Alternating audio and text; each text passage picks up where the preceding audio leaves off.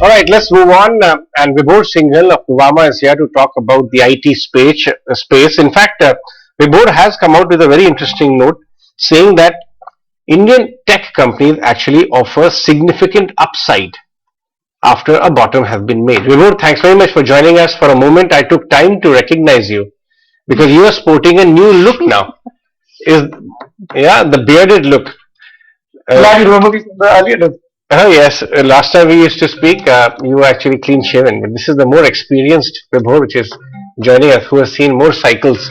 So, what does your study of cycles and technology telling you? Very differentiated view. Has it turned a buy now, this sector? Yeah, so look, ours from the sector is that there is a bit of uncertainty in the environment, and we've actually likened it to the kind of uncertainty that a cricket team faces when they are basically playing the first session of a test match.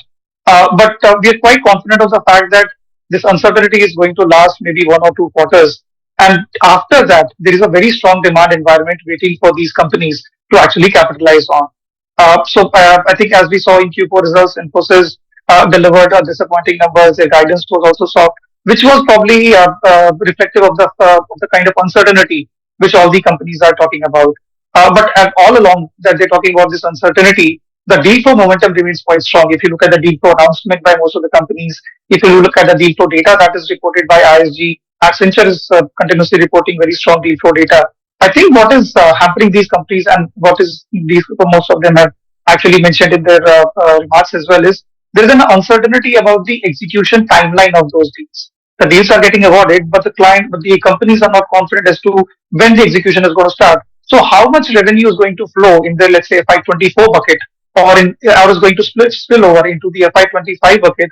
That is something which is that they are very uncertain about, and that is what is hampering them from giving a stronger guidance for FY24 or maybe even holding it back. But as we said, all along the deal flows have been very strong. The digitization and cloudification journey is not even one third of its way through. So once this uncertainty is basically out of the system, and we believe it should not take more than 1 to 2 quarters for that to happen, the demand environment being strong, these companies should report very strong growth numbers again. So we are very confident this year. Of course, I mean, if you see over the last 6 months, most of these companies have the uncertainty about what the FY24 top line or the revenue growth is going to look like. Now, with the guidances that we have in place, that uncertainties has been addressed to a large extent. Now we move on to FY25, and we're very confident that the strong growth in FY25 should translate into meaningful upsides for these stocks from current levels.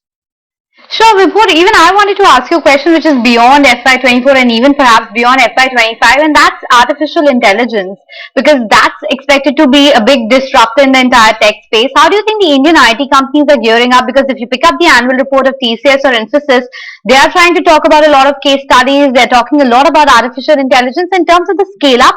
Which company do you think is ahead in the AI game? So, look, AI is the latest buzzword on the street. I think everybody's quite excited about it. But let's be honest about it. AI is still in a very decent stage. It's gained the prominence because of the emergence of the ChatGPT platform, which everybody's excited in using. I mean, not just Indian IT companies, most of the IT services companies have been using artificial intelligence for many years now. I mean, TCS has this Ignio platform, which they're using it. Many other companies are also using it in different formats. So artificial intelligence was always there. Now I think it's taking a completely new, different dynamics and shape. So overall, I think it is just yet another. I would say for the Indian IT companies, I would say it's just yet another tech disruption. Just like digital was in the late 2015 and 16, you have artificial intelligence right now. Maybe a couple of years down the line, we'll have blockchain, and who knows metaverse after that. So these are the disruptions which keep on coming in the tech space.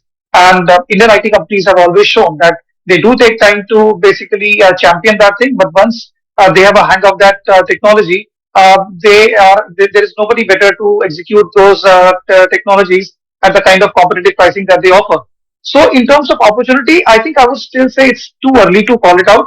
But yes, it offers an immense opportunity in terms of what these companies could actually grow, as you said, beyond FY25. In terms of companies, I would say, look, I think most companies have an artificial intelligence practice. Some would have probably a higher penetration into other clients. Some probably would have lower. But you could expect, let's say, companies which have generally been at the forefront of tech space. So even TCS, LTI Mindtree, Persistent, These companies are the ones which have always been at the forefront of any new tech adoption. And this time also, I don't think so. There's any difference, and these guys are definitely. I mean, in terms of the guys who should benefit. As I said, other companies also have the same technologies in some form or the other, and it's going to be a matter of time that they also catch up in terms of that adoption. Vibhor, are you referring to CP Gurnani's commentary on? You saw that tweet of his challenge accepted, Yeah. one CEO to the other. Are you referring to Yeah. that So Indian companies will adopt to global technology, AI, all of that? yeah, I think CP probably summed it up in a very great manner, and he's not anyone to shy away from any kind of a challenge, especially in the tech space. And Tech Mentor has always showed that as well. So I think I would say the comments of the speaker were kind of slightly taken out of context by the social media platforms that we have these today. I don't think so. He was running down the Indian IT companies. He just mentioned that yes, I mean you need to invest a lot to be able to build the kind of platforms that OpenAI has managed to do. But I think I would take CP's comment one step further. I mean, not just why just artificial intelligence. We've always maintained that any kind of tech disruption that happens in the industry. I mean, we have a huge workforce of engineers that we produce every year. We have them access to latest technology and training platforms. Any new technology disruption that comes in, we've always shown that we take time to master that. It's not that we are able to basically master it immediately as it comes onto the horizon, but few quarters or basically months into the technology, and we are able to master the technology once again and offer the same technology and its implementation at a much more competitive pricing than the world. So I'm sure, I mean, CP's challenge is pretty much taken by him and the industry alike. Sure. No, Vibhor, just let's sum it up with the top recommendations. If you had to take top 2 or 3 bets in the IT sector, which are the names that pop up? So our top pick in the space is LTI Mindtree. We remain very positive on it. It's formed with the merger of two of the fastest growing companies in the sector. No reason that they should continue not to grow to that. Plus, on top of that, there is huge merger synergy, especially in terms of revenue, the large cost takeout deals, which we have already seen evidence of them winning in the last couple of months. So the LTI Mindtree remains our top pick across the space.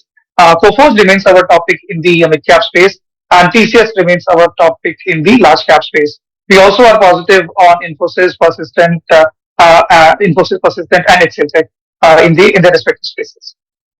Okay, thank you so much for joining us, Vibhor, for that thematic discussion. So, a lot of threats coming in for the IT sector, but looks like they could turn into the opportunity